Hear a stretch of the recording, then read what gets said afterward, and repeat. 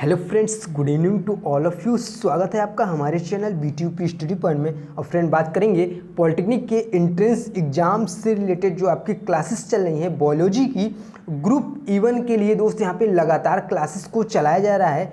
पिछले क्लासेस में दोस्त मैंने लेसन को कंप्लीट किया था, 16 लेसन पूरे कंप्लीट हो गए थे। आज आपका दोस्त यहाँ पे न्यू लेसन स्टार्ट हुआ है जिसका नाम है जंतु जगत का वर्गीकरण। वेरी इंपॉर्टेंट क्वेश्चन है दोस्त। यहाँ से आपके 2 से 3 क्वेश्चन एंट्रेंस एग्जाम में पूछे जाएंगे और ये चैप्टर आपका थोड़ा सा बड़ा होने वाला है जिसमें हम यहाँ पे 3 से 4 पार्ट इसका लाएंगे। अर्थात जंतु जगत का वर्गीकरण ये आपका पार्ट नंबर 1 है। इसके बाद आपका 3 क्लासेस इसकी लगातार चलेंगी यहाँ पे जंतु जगत का वर्गीकरण, क्योंकि दोस्त इस चैप्टर बड़ा है और काफ़ी दोस्त इस चैप्टर से आपको बहुत क्वेश्चन एंट्रेंस एग्जामिनेशन में भी देखने को मिलेंगे।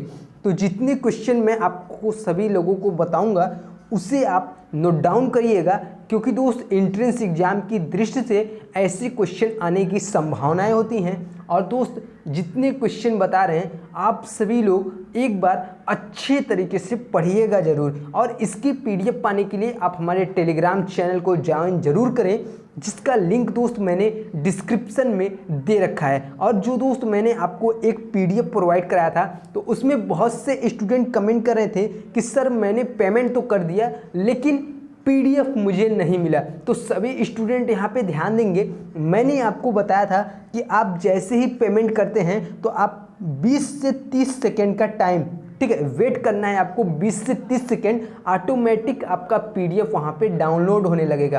किसी को भी वहाँ पे कट नहीं करना है, किसी को भी पेज से बाहर नहीं जाना है, उसी पेज पे आपको रहना है।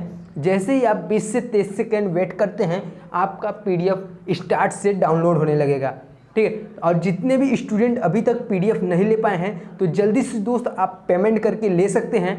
उसका लिंक दोस्त मैंने डिस्क्रिप्शन में दे रखा है। वीडियोज़ को पढ़िए कैसे आप PDF बाई करेंगे, एक एक स्टेप बाय स्टेप मैंने बहुत ही अच्छी तरीके से बताया है।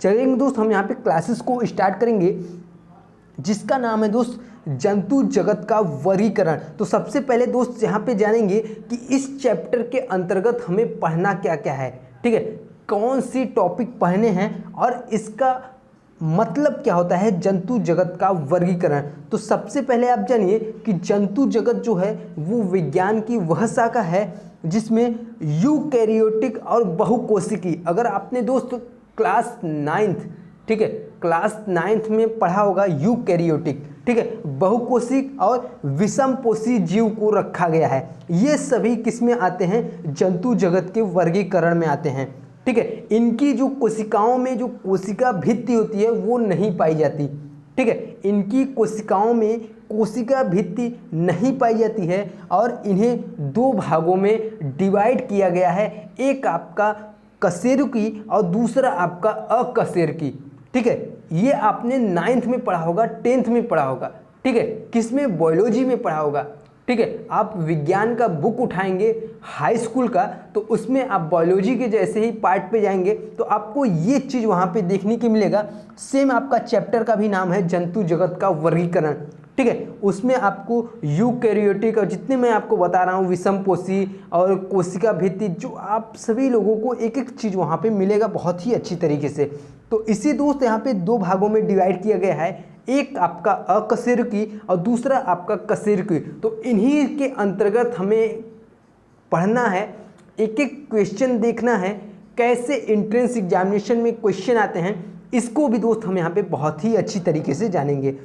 तो जंतु विज्ञान की वह शाखा जिसके अंतर्गत विभिन्न प्रकार के जीव जंतुओं का नामकरण एवं वर्गीकरण किया जाता है तथा जिसके परिणाम स्वरूप संबंधित जंतुओं को एक निश्चित समूह में रखकर शेष जंतुओं से अलग किया जाता है, ये हमारा क्या कहलाता है? वर्गीकरण कहलाता है, ठीक है। जिसमें हम क्या कहते हैं? नामकरण कहते हैं, जिसका हम वर्गीकरण कहते हैं। तो ये चैप्टर आशा करते हैं दोस्त सभी स्टूडेंट को समझ में आ गया है कि चैप्टर हमारा बोल क्या रहा था। जो हमारा जंतु यहाँ पे वर्गीकरण, जंतु जगत का वर्गीकरण, ये आपको बहुत ही अच्छी तरीके से समझ में आ गया होगा। अब हम दोस्त यहाँ पे चलेंगे क्वेश्चनों की ओर और एक एक क्वेश्चन बहुत ही अच्छी तरीके से यहाँ पे देखेंगे।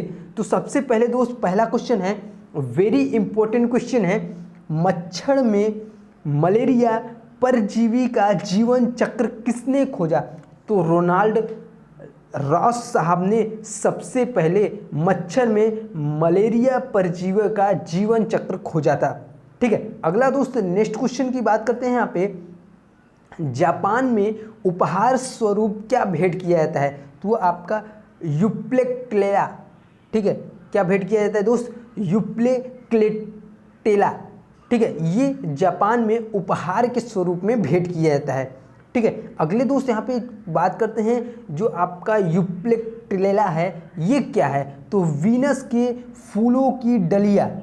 ठीक है, वीनस के फूलों की डलिया के नाम से कौन प्रसिद्ध है? तो वो आपका यूप्लेक्टेला। क्या है दोस्त? यूप्लेक्टेला, जो कि वीनस के फूलों की डलिया के नाम से प्रसिद्ध है। अगला दोस्त नेक्स्ट क्वेश्चन की बात करते हैं, स्पंज के सिरे पर स्थित बड़ा छिद्र क्या कहलाता है? तो वो आपका आस्कुलम कहलाता है। क्या कहलाता है दोस्त? आस्कुलम कहलाता है। नेक्स्ट क्वेश्चन की बात करेंगे दोस्त। यहाँ पे अगला क्वेश्चन है, स्पंजों के शरीर पर पाए जाने वाले छोटे छोटे छिद्र क्या कहलाते हैं? तो वो आपका आस्टिया कहलाते हैं। ठीक है, नेक्स्ट दोस्त अगला क्वेश्चन है, सिलेट्रेटा संघ को अन्य किस नाम से जाना जाता है? तो अन्य इसे किसे निडेरिया के नाम से भी जानते हैं। अगर दोस्त यहाँ पे बात करें सिलेट्रेटा की, तो सिलेट्रेटा संघ के प्राणियों में ऊतक बनने की प्रारंभिक अवस्था पाई जाती है। इनके शरीर के अगले सिरे पर मुख होता है और इस पर स्पर्शक लगे होते हैं जिनमें डंक मारने वाली 10 कोशिकाएं होती हैं। ठीक है, इस प्रकार के जीव में गुदा नहीं होती। इनके शरीर में केवल एक गुहा होती है जो सिलेट्रान कहलाती हैं। ठीक है, इनकी विशेषता क्या है? इनकी विशेषता यह है कि इनकी इसी विशेषता के कारण जो डंक मारने वाली जो 10 कोशिकाएं होती हैं और इनमें जो गुदा नहीं होती, इसी सब विशेषता के कारण क्या कहें, यह संघ सिलेट्रेटा कहलाता है। ठीक है, जो कि इसका अन्य नाम निडेरिया भी है। ठीक है, सभी लोग ध्यान से समझिएगा क्वेश्चन बोल क्या रहा है आपको। अगला क्वेश्चन देखते हैं दोस्त। यहाँ पे नेक्स्ट क्वेश्चन है, किसमें रक्त नहीं होता है किंतु श्वसन करता है? तो वो आपका क्या है? हाइड्रा। ठीक है, जिसमें रक्त नहीं होता और श्वसन करता है। हाइड्रा क्या होता है? ये आपका नेक्स्ट क्वेश्चन है कि हाइड्रा होता है। तो हाइड्रा जो होता है वो आपका एक लिंगी या द्विलिंगी होता है। ठीक है, नेक्स्ट दोस्त अगला क्वेश्चन बात करते हैं। यहाँ पे बिना मस्तिष्क का तंत्रिका तंत्र होता है। तो बिना मस्तिष्क का तंत्रिका तंत्र किस में होता है? वो आपका हाइड्रा में होता है। ठीक है, हाइड्रा दोस्त आप सब लोग जानते होंगे, अगर इंटर कॉलेजों में यहाँ पे पढ़कर आए हुए हैं तो आप बहुत ही अच्छी तरीके से आपको पता होगा कि हाइड्रा होता क्या है। ठीक है, नेक्स्ट दोस्त अगले क्वेश्चन की यहाँ पे बात करेंगे। अगला क्वेश्चन है, फाइलेरिया कृमि किस संघ में आता है? तो वो आपका एस्के हेलमिन्थीस संघ में आता है, जो आपका फाइलेरिया होता है। ठीक है, नेक्स्ट अगला क्वेश्चन यहाँ पे एस्केरिस है। तो ये क्या है? एक लिंगी अंतः परजीवी है। ठीक है, अगला क्वेश्चन देखते हैं दोस्त। यहाँ पे नेक्स्ट क्वेश्चन है, कोरल रीफ जिसे हम जानते हैं प्रवाल भित्ति, इसका निर्माण किसके द्वारा होता है? तो इसका निर्माण सिलेट्रेटा के द्वारा होता है। किसका निर्माण? कोरल रीफ का, जिसे हम प्रवाल भित्ति के नाम से जानते हैं। अगला क्वेश्चन देखते हैं दोस्त। यहाँ पे नेक्स्ट क्वेश्चन है, हाइड्रा का प्रचलन अंग कौन सा है? तो उसका क्या नाम है? टेंटेकिल्स नाम है हाइड्रा का प्रचलन अंग। ठीक है, अगला दोस्त यहाँ पे क्वेश्चन है, अगला क्वेश्चन है, प्रवाल क्या है? ठीक है, जो प्रवाल है ये एक क्या है? एक समुद्री जीव का नाम है। ठीक है, क्या है? एक समुद्री जीव है जिसका नाम है प्रवाल। ठीक है, नेक्स्ट दोस्त अगले क्वेश्चन की यहाँ पे बात करेंगे। अगला क्वेश्चन है, मनुष्य की आंत में कौन सा जीवाणु पाया जाता है? तो वो आपका ई कोली। ठीक है, अगर यहाँ पे देखिए इसका हिंदी नेम तो एसरीसिया कोलाई। ठीक है, जो कि मनुष्य के आंत में पाए जाने वाले जीवाणु का नाम है। ठीक है, नेक्स्ट दोस्त अगले क्वेश्चन की बात करते हैं, सबसे छोटा जीव कौन सा है? तो उस जीव का नाम है माइकोप्लाज्मा, जो कि सबसे छोटा जीव है।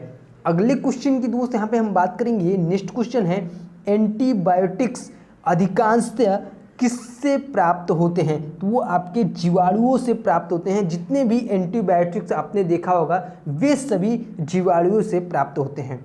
नेक्स्ट दोस्त अगला क्वेश्चन यहाँ पे, यदि एक जीवाणु कोशिका प्रति 20 मिनट में विभाजित होती है तो 2 घंटे में कितने जीवाणु बनेंगे? तो 2 घंटे में टोटल आपके 64 जीवाणु बनेंगे अगर प्रति 20 मिनट में विभाजित हो रहा है। ठीक है, एक जीवाणु कोशिका प्रति 20 मिनट में विभाजित हो रहा है तो 2 घंटे में कितने बनेंगे, कितने जीवाणु बनेंगे? 64 जीवाणु बनेंगे। अगर 1 घंटे की बात करें यहाँ पे तो 32। ठीक है, 1 घंटे में कितने होंगे? 32 जीवाणु बनेंगे। नेक्स्ट दोस्त अगले क्वेश्चन की यहाँ पे बात करते हैं। अगला क्वेश्चन है, जेली फिश के नाम से किसे जाना जाता है? तो आरिलिया को जेली फिश के नाम से भी जाना जाता है। नेक्स्ट दोस्त अगला क्वेश्चन है यहाँ पे, समुद्री एनीमोन किसके नाम से जाना जाता है? ठीक है, तो मेट्रेडियम, जो कि समुद्री एनीमोन के नाम से भी जाना जाता है। अगला क्वेश्चन दोस्त यहाँ पे नेक्स्ट क्वेश्चन है, पोर्टुगेज मैन ऑफ वार के नाम से जाना जाता है तो क्या जाना जाता है? फाइसेलिया। ठीक है, अगला दोस्त नेक्स्ट क्वेश्चन की बात करते हैं यहाँ पे। अगला है, मलेरिया परजीवी तथा अमीबा को किस श्रेणी में रखा गया है? तो वो आपका प्रोटोजोआ की श्रेणी में रखा गया है, मलेरिया परजीवी और अमीबा को। ठीक है, नेक्स्ट दोस्त अगले क्वेश्चन की बात करते हैं यहाँ पे, प्रशीतन खाद्य प्रशिक्षण परिरक्षण में कैसे मदद करता है? तो वो आपका जैव रासायनिक अभिक्रिया को को कम करके। ठीक है, फिर से आप क्वेश्चन पढ़िए, प्रशीतन खाद्य परिरक्षण में कैसे मदद करता है? तो वो आपका जैव रासायनिक अभिक्रिया को दर के कम करके। ठीक है, दर को क्या होता है? कम करके। नेक्स्ट दोस्त अगले क्वेश्चन की बात करते हैं यहाँ पे, जैव निम्नीकृत अपशिष्ट को किसकी सहायता से उपयोगी पदार्थ के रूप में रूपांतरित किया जा सकता है? तो उसका क्या नाम है? जीवाणु। ठीक है, नेक्स्ट दोस्त अगले क्वेश्चन की यहाँ पे बात करेंगे। अगला क्वेश्चन है, किसके द्वारा दूध खट्टा होता है? तो ये दोस्त आप सभी लोगों को पता होगा, वेरी इजी क्वेश्चन है। बैक्टीरिया के द्वारा ही दूध में क्या होता है? खट्टापन उत्पन्न होता है। ठीक है, नेक्स्ट अगला क्वेश्चन है यहाँ पे, दूध के दही के रूप में जमने का कारण क्या है? तो उसका जो कारण है वो है आपका लैक्टोबैसिलस। ठीक है, जिसके कारण दूध से दही जमता है। ठीक है, नेक्स्ट दोस्त अगले क्वेश्चन की बात करते हैं यहाँ पे, किस जीव को अमर कहा जाता है और क्यों कहा जाता है? तो अमीबा जो है दोस्त, उसको क्या कहते हैं? अमर। उस जीव को अमर कहा जाता है और क्यों कहा जाता है? ये आपका जो रीजन है द्विविभाजन के कारण। ठीक है, द्विविभाजन के कारण ही अमीबा को अमर कहा जाता है, अमर जीव। ठीक है, नेक्स्ट दोस्त अगला क्वेश्चन बात करते हैं यहाँ पे, जंतु जो शिशुओं को जन्म देते हैं क्या कहलाते हैं? तो आपके जरायुजी कहलाते हैं। ठीक है, नेक्स्ट दोस्त अगले क्वेश्चन की बात करते हैं, अमीबा में जनन होता है तो किसके द्वारा होता है? वो आपका विभंजन के द्वारा होता है, अमीबा में जनन। नेक्स्ट दोस्त अगले क्वेश्चन की बात करते हैं, किसकी आकृति निश्चित नहीं होती? तो अमीबा की आकृति जो है दोस्त वो निश्चित नहीं होती है। अगला क्वेश्चन देखते हैं दोस्त, यहाँ पे नेक्स्ट क्वेश्चन है, चप्पल जैसी आकृति वाला जंतु कौन सा है? तो उसका क्या नाम है? पैरामीशियम, जो कि चप्पल जैसी आकृति वाला जंतु है। नेक्स्ट दोस्त अगला क्वेश्चन यहाँ पे देखते हैं, अमीबा का प्रचलन अंग कौन सा है? तो उसका क्या नाम है? कूटपाद। ठीक है, नेक्स्ट दोस्त अगला क्वेश्चन है, हरा प्रोटोजोआ के नाम से किसे जाना जाता है? तो वो आपका युगलिना को जाना जाता है, हरा प्रोटोजोआ के नाम से। ठीक है, नेक्स्ट दोस्त अगला क्वेश्चन है यहाँ पे, पौधों और जंतुओं के बीच योजक कड़ी के रूप में किसे जाना जाता है? तो वो आपका युगलिना के नाम से जाना जाता है। किसमें? योजक कड़ी के रूप में। ठीक है, किसमें किसके बीच में? पौधे और जंतुओं के बीच में योजक कड़ी के रूप में किसे जाना जाता है? युगलिना को जाना जाता है। तो आज के लिए दोस्त बस इतना ही। मिलेंगे दोस्त हम नेक्स्ट क्लासेस में इसी का पार्ट सेकेंड को लेकर, जंतु जगत का वर्गीकरण part second. Very important question. जैसा कि दोस्त मैंने बताया है कि इसको हम पूरे 4 पार्टों में डिवाइड करेंगे और एक एक क्लासेस को बहुत ही अच्छी तरीके से देखेंगे। तो इसका जिसको भी PDF चाहिए आप सभी लोग टेलीग्राम को ज्वाइन करें, जिसका लिंक दोस्त मैंने डिस्क्रिप्शन में दे रखा है ऑलरेडी। तो आशा करते हैं दोस्त आज की क्लासेस आपको पसंद आई होगी। वीडियो अच्छा लगा हो दोस्त वीडियो को लाइक करिएगा और अपने दोस्तों में शेयर करना ना भूलिएगा, ताकि दोस्त अधिक से अधिक स्टूडेंट के पास पहुंच सके और उन्हें भी क्लासेस के बारे में इंफॉर्मेशन मिल सके। वीडियो देखने के लिए आप सभी का बहुत बहुत धन्यवाद।